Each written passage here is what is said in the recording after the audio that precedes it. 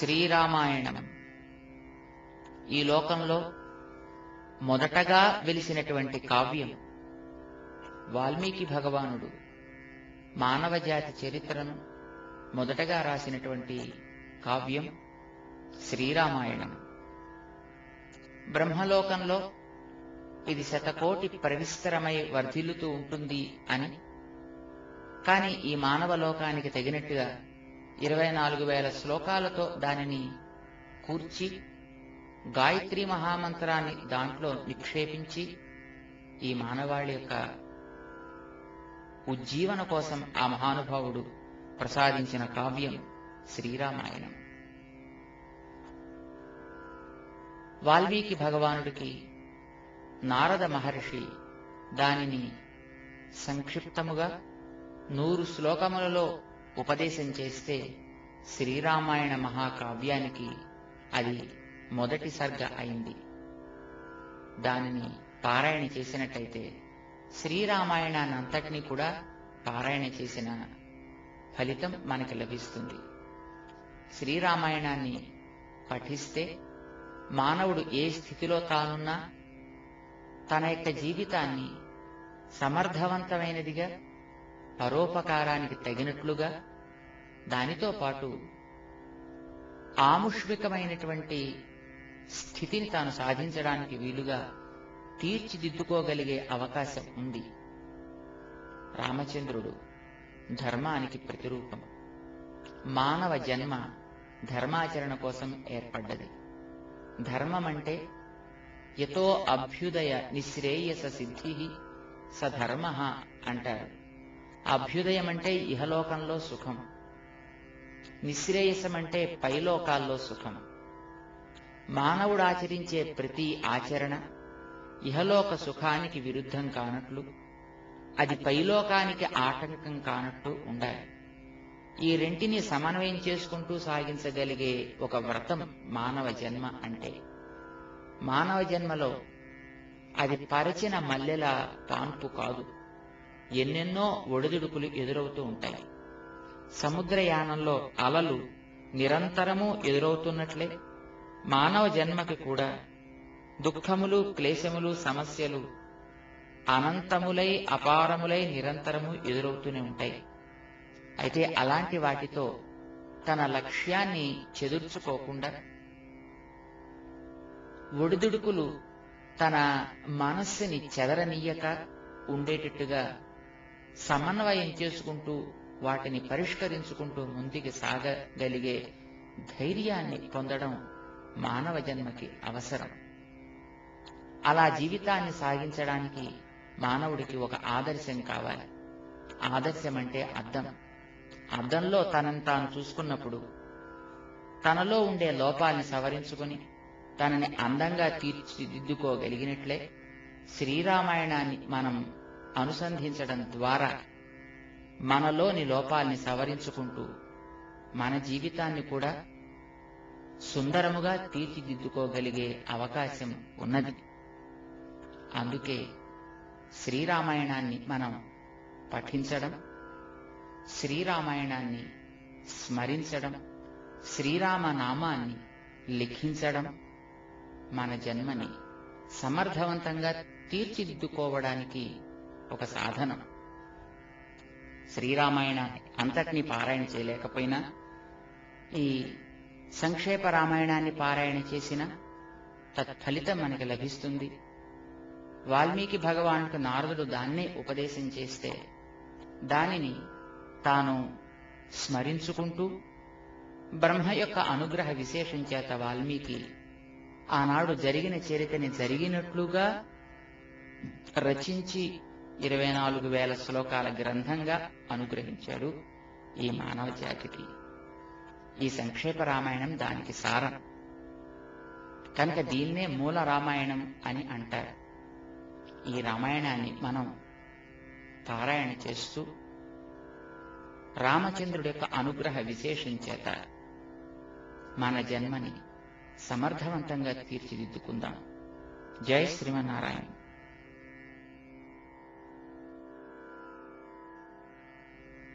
ఓం అస్మద్గురుభ్యో నమః. श्रीशैले सदयापात्रम् धीभक्त्यादिगुणार्णवम् यतीन्द्रप्रवणम् वन्दे रम्यजामातरम् मुनिम् लक्ष्मीनाथसमारम्भाम् नाथयामुनमध्यमाम् अस्मदाचार्यपर्यन्ताम् वन्दे गुरुपरम्पराम् यो नित्यमच्युतपदाम्बुजयुग्मरुक्मा व्यामोहतस्तदितराणि तृणाय मेने अस्मद्गुरोर्भगवतोऽस्य दयैकसिन्धोः रामानुजस्य चरणौ शरणम् प्रपद्ये। मातापिता युवतयस्तनया विभूतिः सर्वम् यदेव नियमेन मदन्वयानाम् आद्यस्य नः कुलपतेर्वकुलाभिरामम् श्रीमत्तदङ्घ्रियुगलम् प्रणमामि मूर्ध्ना। भूतम् सरश्च महदाह्वय भट्टनाथ श्रीभक्तिसारकुलशेखरयोगिवाहान् भक्ताङ्घ्रिरेणुपरकालयतीन्द्रमिश्रान् श्रीमत्पराङ्कुशमुनिम् प्रणतोऽस्मि नित्यम्। पितामहस्यापि पितामहाय प्राचेतसादेशफलप्रदाय श्रीभाष्यकारोत्तमदेशिकाय श्रीशैलपूर्णाय नमो नमस्तात्। शुक्लाम्बरधरम् विष्णुम् शशिवर्णम् चतुर्भुजम् प्रसन्नवदनम् ध्यायेत् सर्वविघ्नोपशान्तये। यस्य द्विरदवक्त्राद्याः पारिषद्याः परस्यतम् विघ्नम् निघ्नन्ति सततम् विश्वक्सेनन्तमाश्रये। ज्ञानानन्दमयम् देवम् निर्मलस्फटिकाकृतिम् आधारम् सर्वविद्यानाम् हयग्रीवमुपास्महे। अभङ्गुरकलादानस्थूललक्षत्वमीयुषे तुङ्गाय महसे तस्मै तुरङ्गाय मुखे नमः। कूजन्तम् राम रामेति मधुरम् मधुराक्षरम् आरुह्य कविताशाखाम् वन्दे वाल्मीकिकोकिलम्। वाल्मीकेर्मुनिसिंहस्य कवितावनचारिणः शृण्वन् रामकथानादम् को न याति पराम् गतिम्। यः पिबन् सततम् रामचरितामृतसागरम् अतृप्तस्तम् मुनिम् वन्दे प्राचे गोष्पदीकृतवारासिम् मशकीकृतराक्षसम्। रामायणमहामालारत्नम् वन्दे अनिलात्मजम्। अञ्जनानन्दनम् वीरम् जानकीशोकनाशनम् कपीशमक्षहन्तारम् वन्दे लङ्काभयङ्करम्। आमिषीकृतमार्ताण्डम् गोष्पदीकृतसागरम् तृणीकृतदशग्रीवम् आञ्जनेयम् नमाम्यहम्। मनोजवम् मारुततुल्यवेगम् जितेन्द्रियम् बुद्धिमताम् वरिष्ठम् वातात्मजम् वानरयूथमुख्यम् श्रीरामदूतम् शिरसा नमामि। उल्लङ्घ्य सिन्धोः सलिलम् सलीलम् यः शोकवह्निम् जनकात्मजायाः आदाय तेनैव ददाह लङ्काम्। नमामि तम् प्राञ्जलिराञ्जनेयम्। आञ्जनेयमतिपाटलाननम् काञ्चनाद्रिकमनीयविग्रहम् पारिजाततरुमूलवासिनम् भावयामि पवमाननन्दनम्। यत्र यत्र रघुनाथकीर्तनम् तत्र तत्र कृतमस्तकाञ्जलिम् बाष्पवारि परिपूर्णलोचनम् मारुतिम् नमत राक्षसान्तकम्। वेदवेद्ये परे पुंसि जाते दशरथात्मजे वेदः प्राचेतसादासीत् साक्षाद् रामायणात्मना चरितम् रघुनाथस्य शतकोटिप्रविस्तरम् एकैकमक्षरम् प्रोक्तम् महापातकनाशनम्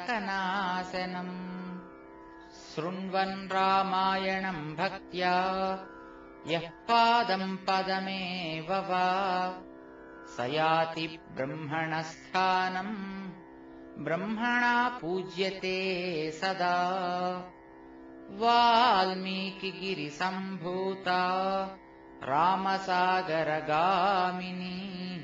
पुनातिभुवनम् पुण्या रामायणमहानदी श्लोकसारजलाकीर्णम् सर्गकल्लोलसङ्कुलम् काण्डग्राहमहामीनम् वन्दे रामायणार्णवम् यः कर्णाञ्जलिसम्पुटैरहरहः सम्यक् पिबत्यादरात् वाल्मीकेर्वदनारविन्दगलितम् रामायणाख्यम् मधु जन्मव्याधिजरा विपत्तिमरणैः अत्यन्तसोपद्रवम् संसारम् स विहाय गच्छति पुमान् विष्णोः पदम् शाश्वतम् तदुपगतसमाससन्धियोगम् सममधुरोपनतार्धवाक्यबद्धम् रघुवरचरितम् मुनिप्रणीतम् दशशिरसश्च वधम् निशामयध्वम्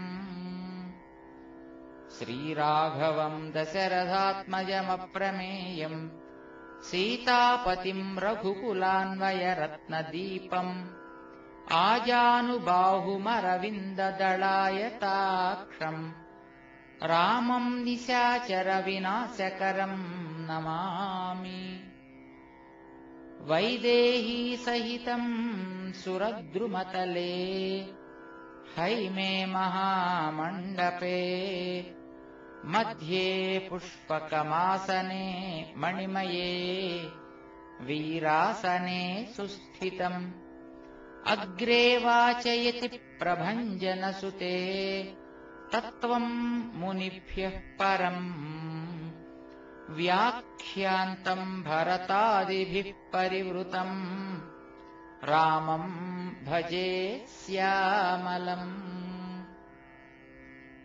धर्मात्मा सत्यसन्धश्च रामो दाशरथिर्यदि पौरुषे चाप्रतिद्वन्द्वः शरैनम् जहि रावणिम् तपस्वाध्यायनिरतम् तपस्वी वाग्विदाम्बरम् नारदम् परिपप्रच्छ वाल्मीकिर्मुनिपुङ्गवम् श्रीरघुनन्दन परब्रह्मणे नमः तपस्वाध्यायनिरतम् तपस्वी वाग्विदाम्बरम् नारदम् परिपप्रच्छ वाल्मीकिर्मुनिपुङ्गवम् तपस्वाध्यायनिरतम् तपस्वी वाग्विदाम्बरम् नारदम् परिपप्रच्छ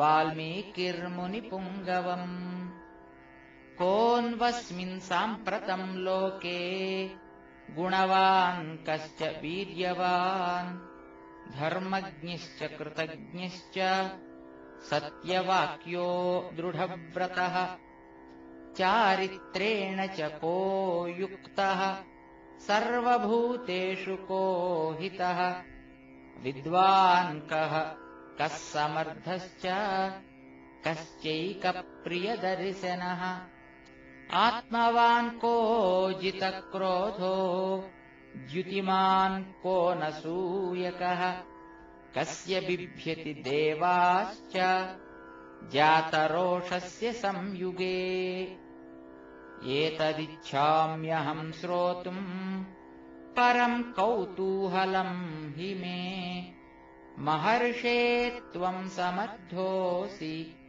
ज्ञातुमेवम् विधम् नरम् श्रुत्वा चैतत्त्रिलोकज्ञो वाल्मीकेर्नारदो वचः श्रूयतामिति चामन्त्र्य प्रहृष्टो वाक्यमब्रवीत् बहवो दुर्लभाश्चैव ये त्वया कीर्तिता गुणाः मुने वक्ष्याम्यहम् बुद्ध्वा तैर्युक्तः श्रूयताम् नरः इक्ष्वाकुवंशप्रभवो रामो नाम जनैः श्रुतः नियतात्मा महावीर्यो द्युतिमान् धृतिमान् वसी बुद्धिमान् नीतिमान् वाग्मी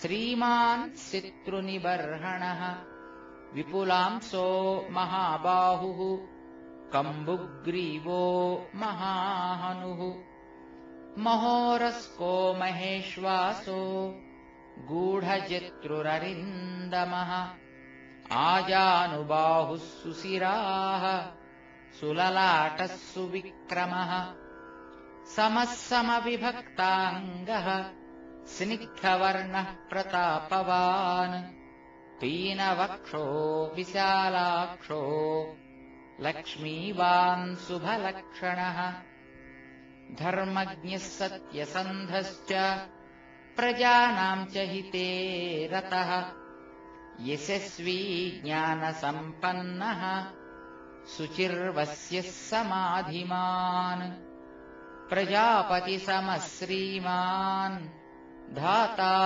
रिपुनिषूदनः रक्षिता जीवलोकस्य धर्मस्य परिरक्षिता रक्षिता स्वस्य धर्मस्य स्वजनस्य च रक्षिता वेदवेदाङ्गतत्त्वज्ञो धनुर्वेदे च निष्ठितः सर्वशास्त्रार्थतत्त्वज्ञः स्मृतिमान् प्रतिभानवान् सर्वलोकप्रियः साधुः अदीनात्मा विचक्षणः सर्वदाभिगतः सद्भिः समुद्र इव सिन्धुभिः आर्यः सर्वसमश्चैव सदैकप्रियदर्शनः स च सर्वगुणोपेतः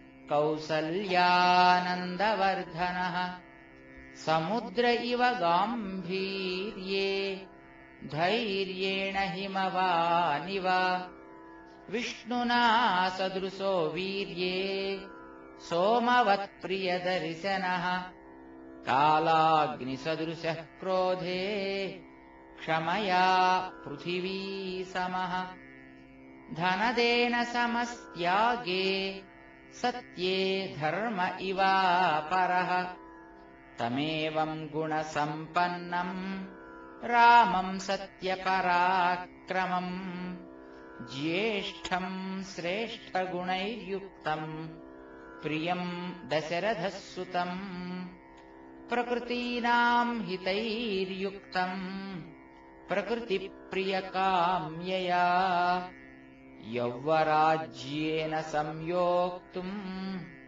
ऐच्छत्प्रीत्या महीपतिः तस्याभिषेकसम्भारान् दृष्ट्वा भार्याधकैकयी पूर्वम् दत्तवरा देवी वरमेन मयाचत विवासनम् च रामस्य भरतस्याभिषेचनम्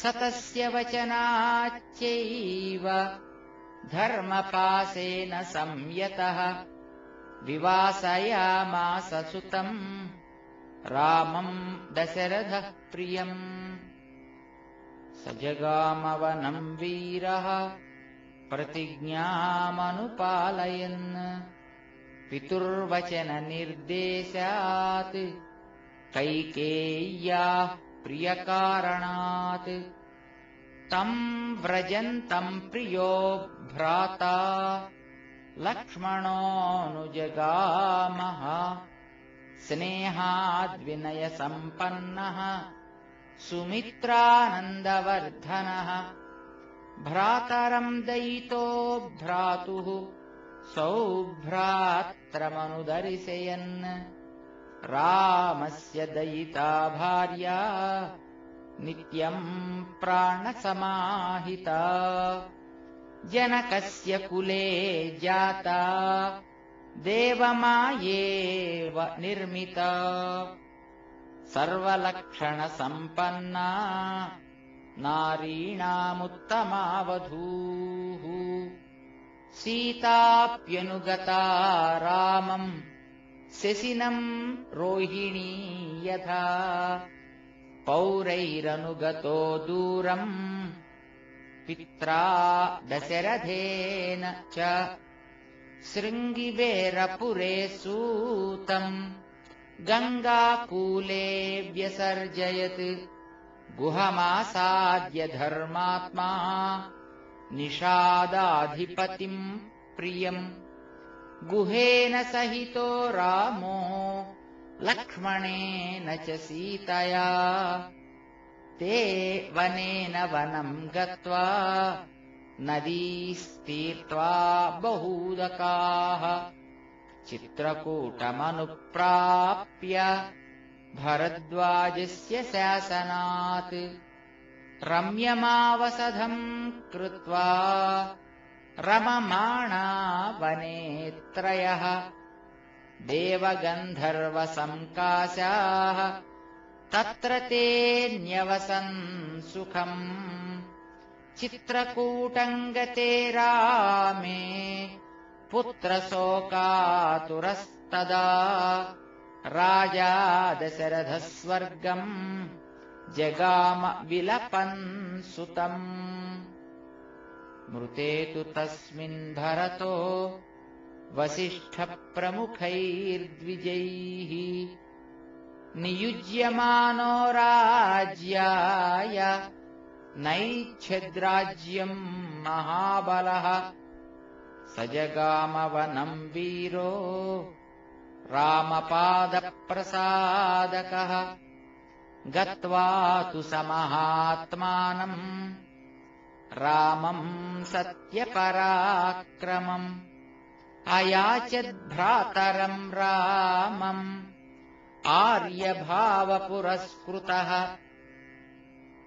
त्वमेव राजा धर्मज्ञा इति रामम् वचोऽब्रवीत् रामोऽपि परमोदारः सुमुखः सुमहायशाः न चैच्छत्पितुरादेशात् राज्यम् रामो महाबलः पादुके चास्य राज्याय न्यासम् दत्त्वा पुनः पुनः निवर्तयामास ततो भरतम् भरताग्रजः सकाममनवाप्यैव रामपादावुपस्पृशन् नन्दिग्रामे करोद्राज्यम् रामागमनकाङ्क्षया गते तु भरते श्रीमान् सत्यसन्धो जितेन्द्रियः रामस्तु पुनरालक्ष्य नागरस्य जनस्य च तत्रागमनमेकाग्रो दण्डकान् प्रविवेशः प्रविश्यतु महारण्यम् रामो राजीवलोचनः विराधम् राक्षसम् हत्वा शरभङ्गम् ददर्शः सुतीक्ष्णम् चाप्यगस्त्यम् च अगस्त्यभ्रातरम् तथा अगस्त्यवचनाच्चैव जग्राहैन्द्रम् शरासनम् खड्गम् च परमप्रीतः तूणी चाक्षयसायकौ वसतस्तस्य रामस्य वने वनचरैः सह ऋषयोऽभ्यागमन् सर्वे वधायासुररक्षसाम्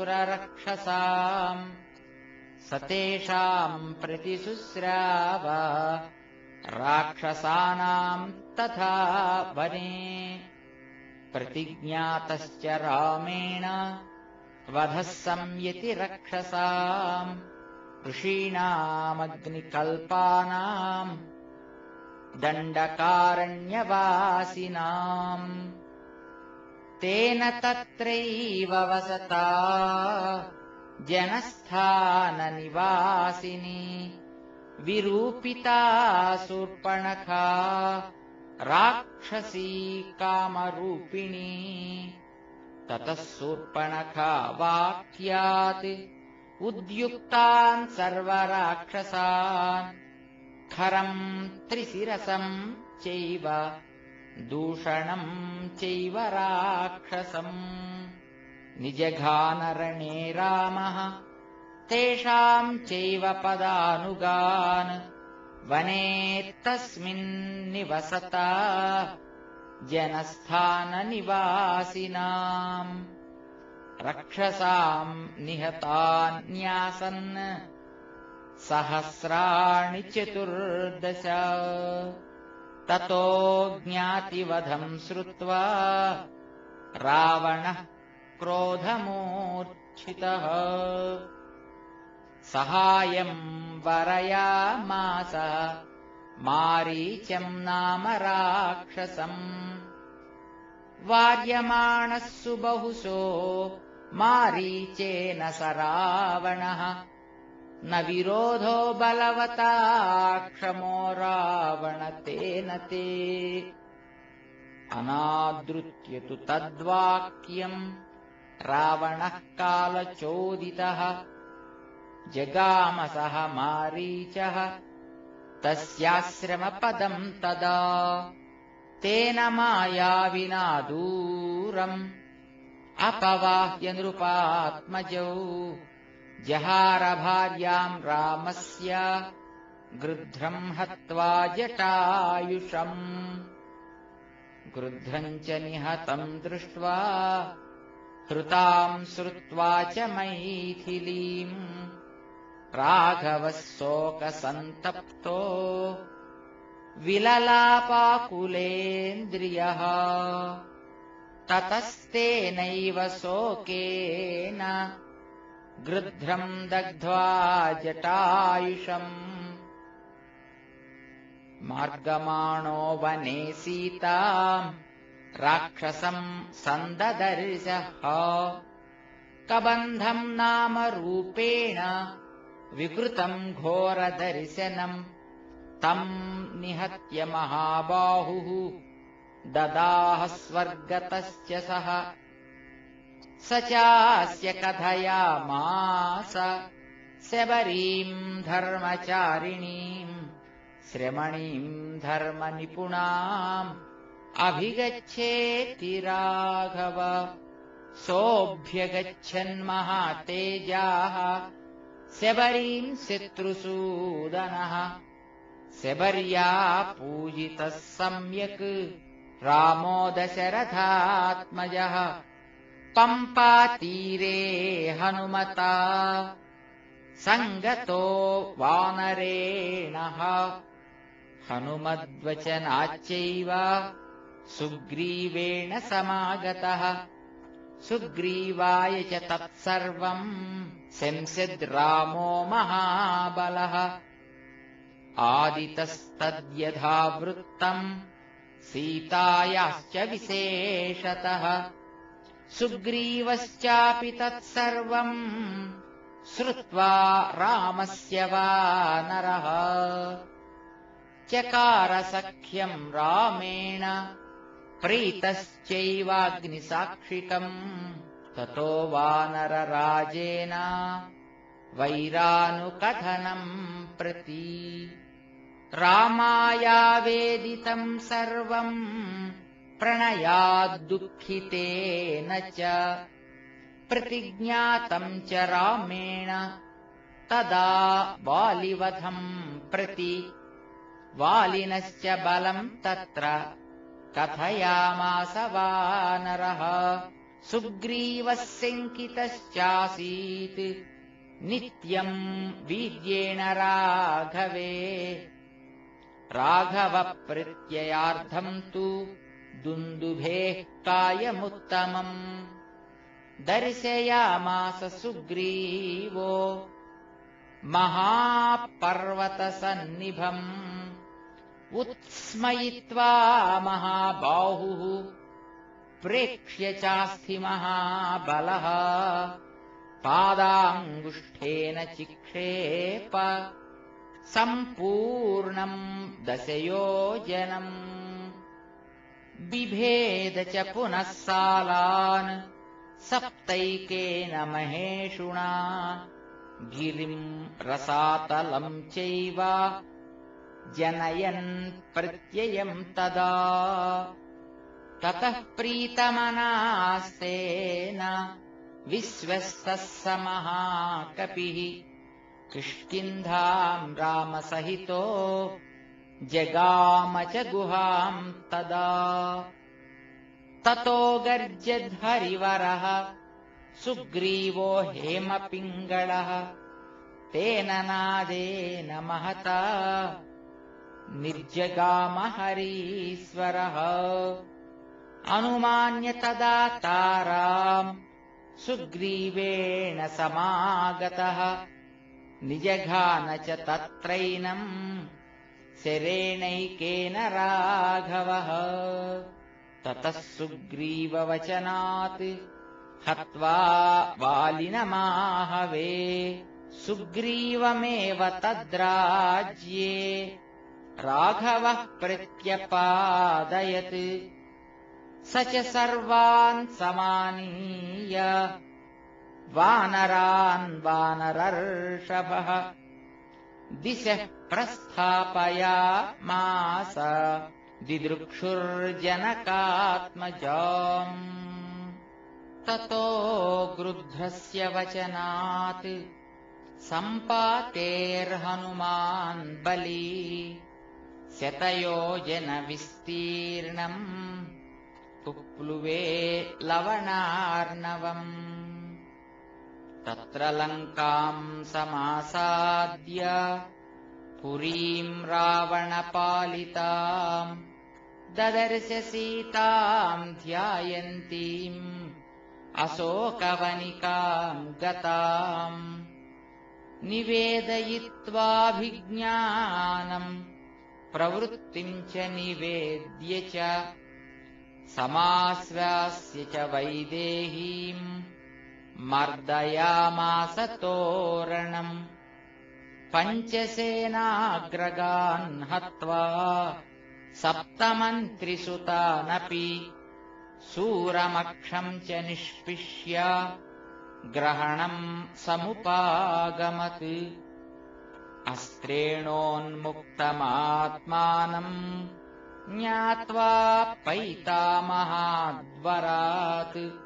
मर्षयन् राक्षसान् वीरो यन्त्रिणस्तान् यदृच्छया ततो दग्ध्वा पुरीम् लङ्काम् ऋते सीताम् च मैथिलीम् रामाय प्रियमाख्यातुम् पुनरायान्महाकपिः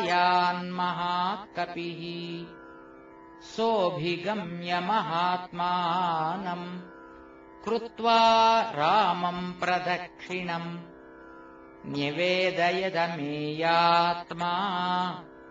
दृष्टा सीतेति तत्त्वतः ततः सुग्रीवसहितो गत्वा तीरम् महोदधेः समुद्रम् क्षोभयामास शरैरादित्यसन्निभैः दर्शयामास चात्मानम् समुद्रः सरिताम् पतिः समुद्रवचनाच्चैव नलं सेतुमकारयत् तेन गत्वा पुरीं लङ्काम् हत्वा रावणमाहवे रामः सीतामनुप्राप्य पराम् व्रीडामुपागमत् तामुवाच ततो रामः परुषम् जनसंसदि अमृष्यमाणा सा सीता विवेशज्वलनम् सती ततोऽग्निवचनात् सीताम् ज्ञात्वा विगतकल्मषाम् बभौ रामः सम्प्रहृष्टः पूजितः सर्वदैवतैः कर्मणा तेन महता त्रैलोक्यम् सचराचरम् सदेवर्षिगणम् तुष्टम् राघवस्य महात्मनः अभिषिच्य च लङ्कायाम् राक्षसेन्द्रम् विभीषणम् कृतकृत्यस्तदा रामो विज्वरः प्रमुमोदः देवताभ्यो वरम् प्राप्य समुत्थाप्य च वानरान् अयोध्याम् प्रस्थितो रामः पुष्पकेण सुहृद्वृतः भरद्वाजाश्रमम् गत्वा रामः सत्यपराक्रमः भरतस्यान्तिकम् रामो हनूमन्तम् व्यसर्जयत् पुनराख्यायिकाम् जल्पन् सुग्रीवसहितश्च सः पुष्पकम् तत्समारुह्य नन्दिग्रामम् ययौ तदा नन्दिग्रामे जटान् हित्वा भ्रातृभिः सहितो नघः रामः सीतामनुप्राप्य राज्यम् पुनरवाप्तवान् प्रहृष्टो मुदितो लोकः तुष्टः पुष्टः सुधार्मिकः निरामयो यरोगश्च दुर्भिक्षभयवर्जितः न पुत्रमरणम् किञ्चित् द्रक्ष्यन्ति पुरुषा क्वचित् नार्यश्चाविधवा नित्यम् भविष्यन्ति पतिव्रताः न चाग्निजम् भयम् किञ्चित् नाप्सुमज्जन्ति जन्तवः न वातजम् भयम् किञ्चित् नापि ज्वरकृतम् तथा न चापि क्षुद्भयम् तत्र न तस्करभयम् तथा नगराणि च राष्ट्राणि धनधान्ययुतानि च नित्यम् प्रमुदिताः सर्वे यथा कृतयुगे तथा अश्वमेधशतैरिष्ट्वा तथा बहुसुवर्णकैः गवाङ्कोट्ययुतम् दत्त्वा ब्रह्मलोकम् प्रयास्यति असङ्ख्येयम् धनम् दत्त्वा ब्राह्मणेभ्यो महायशाः राजवंशान् शतगुणान् स्थापयिष्यति राघवः चातुर्वर्ण्यम् च लोकेऽस्मिन् स्वे स्वे धर्मे नियोक्ष्यति दशवर्षसहस्राणि दशवर्षशतानि च रामो राज्यमुपासित्वा ब्रह्मलोकम् प्रयास्यति दशवर्षसहस्राणि दशवर्षशतानि च रामो राज्यमुपासित्वा ब्रह्मलोकम् प्रयास्यति इदम् पवित्रम् पापघ्नम् पुण्यम् वेदैश्च सम्मितम् यः पठेद्रामचरितम् सर्वपापैः प्रमुच्यते। एतदाख्यानमायुष्यम् पठन् रामायणम् नरः सपुत्रपौत्रः सगणः प्रेत्य स्वर्गे महीयते। पठन् द्विजो वागृषभत्वमीयात् स्यात्क्षत्रियो भूमिपतित्वमीयात् वणिज्जनः पण्यफलत्वमीयात् जनश्च शूद्रोऽपि महत्त्वमीयात्। पठन् द्विजो वागृषभत्वमीयात् स्यात् क्षत्रियो भूमिपतित्वमीयात् वणिज्जनः पण्यफलत्वमीयात् जनश्च शूद्रोऽपि महत्त्वमीयात्। इत्यार्षे श्रीमद् रामायणे वाल्मीकीये आदिकाव्ये बालकाण्डे श्रीरामायणकथा संक्षेपो नाम प्रथमः सर्गः। धर्मात्मा सत्यसन्धश्च रामो दाशरथिर्यदि पौरुषे चाप्रतिद्वन्द्वः शरैनम् जहि रावणिम् आपदामपहर्तारम् दातारम् सर्वसम्पदाम् लोकाभिरामम् श्रीरामम् भूयो भूयो नमाम्यहम्। एवमेतत्पुरावृत्तम् आख्यानम् भद्रमस्तु वः प्रव्याहरत विस्रब्धम् बलम् विष्णोः प्रवर्धताम्। लाभस्तेषाम् जयस्तेषाम् कुतस्तेषाम् पराभवः येषामिन्दीवरस्यामो हृदये सुप्रतिष्ठितः। काले वर्षतु पर्जन्यः पृथिवी सस्यशालिनी देशोऽयम् क्षोभरहितो ब्राह्मणाः सन्तु निर्भयाः। कावेरी वर्धताम् काले काले वर्षतु वासवः श्रीरङ्गनाथो जयतु श्रीरङ्गश्रीश्च वर्धताम्। स्वस्ति प्रजाभ्यः परिपालयन्ताम् न्याय्येन मार्गेण महीम् महिषाः। गोब्राह्मणेभ्यः शुभमस्तु नित्यम् लोकाः समस्ताः सुखिनो भवन्तु। मङ्गलम् कोसलेन्द्राय महनीयगुणाब्धये चक्रवर्तितनूजाय सार्वभौमाय मङ्गलम्। वेदवेदान्तवेद्याय मेघश्यामलमूर्तये पुंसाम् मोहनरूपाय पुण्यश्लोकाय मङ्गलम्। विश्वामित्रान्तरङ्गाय मिथिलानगरीपतेः भाग्यानाम् परिपाकाय भव्यरूपाय मङ्गलम्। पितृभक्ताय सततम् भ्रातृभिः सह सीतया नन्दिताखिललोकाय रामभद्राय मङ्गलम्।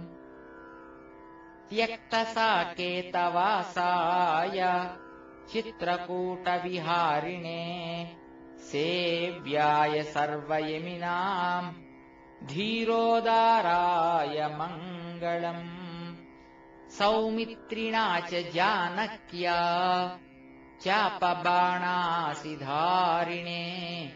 संसेव्याय सदा भक्त्या स्वामिने मम मङ्गलम्। दण्डकारण्यवासाय खण्डितामरशत्रवे गृध्रराजाय भक्ताय मुक्तिदायास्तु मङ्गलम्। सादरम् शबरीदत्त फलमूलाभिलाषिणे सौलभ्यपरिपूर्णाय सत्त्वोद्रिक्ताय मङ्गलम्। हनुमत्समवेताय हरीशाभीष्टदायिने वालिप्रमथनायास्तु महाधीराय मङ्गलम्। श्रीमते रघुवीराय सेतुल्लङ्घितसिन्धवे जितराक्षसराजाय रणधीराय मङ्गलम्। आसाद्य नगरीम् दिव्याम् अभिषिक्ताय सीतया राजाधिराज राजाय रामभद्राय मङ्गलम्। मङ्गलाशासनपरैर्मदाचार्यपुरोगमैः सर्वैश्च पूर्वैराचार्यैः सत्कृतायास्तु मङ्गलम्। कायेन वाचा मनसेन्द्रियैर्वा बुद्ध्यात्मना वा प्रकृते स्वभावात् करोमि यद्यत् सकलम् परस्मै नारायणायेति समर्पयामि। श्रीमन्नारायणायेति समर्पयामि। सर्वम् श्रीकृष्णार्पणमस्तु। ॐ अस्मद्गुरुभ्यो नमः। जय श्रीमन्नारायण।